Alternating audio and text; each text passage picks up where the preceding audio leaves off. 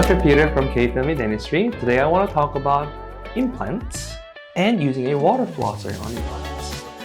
So nowadays, everybody's already heard of implants. A lot of people are getting implants as a replacement of a missing teeth.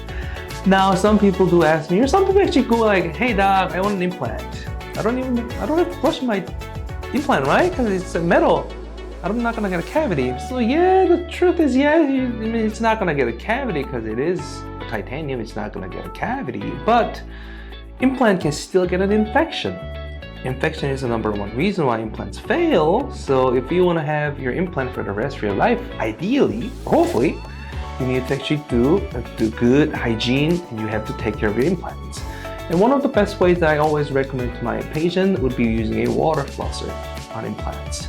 Now, however, there is a slight modification that you have to make when you're using a water flosser on implants.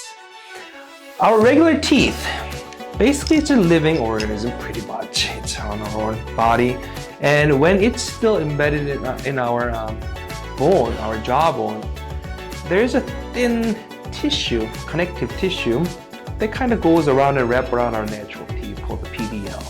Now the PDL is a ligament, it's strong, so even if you use a water flosser right in between where your gum and your teeth meet, that's how you're supposed to actually water floss, kind of walk the lines.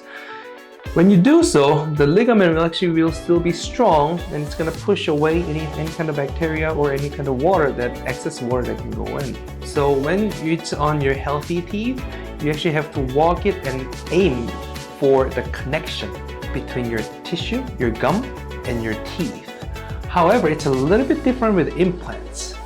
Now, when you have an implant, you do not have that PDL space anymore. Your implants are actually integrated into your bone almost as one thing all together. Okay. Now, since it does not have an implant PDL space on the implant, on top of it, there is only like a connective tissue. Your tissue, your gum, kind of adhesive to your implant, around your implant, and it's not an actual ligament of your own thing. It's just your tissue kind of being adhesive to the implants.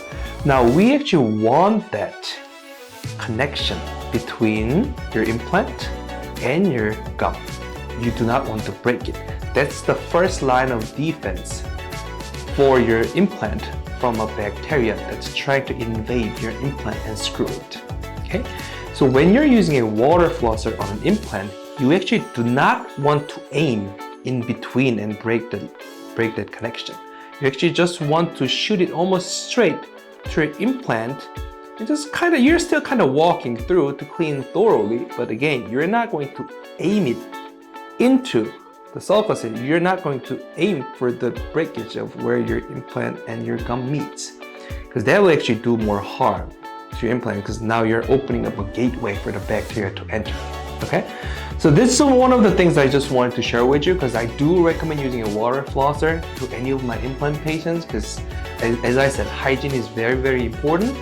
But I actually most of the time forgot to mention to my patient even how not to water floss around the implant area. Okay, so this was just an educational video for you guys to know that still take good care of your implant, but not the way like this and directly into your gum line.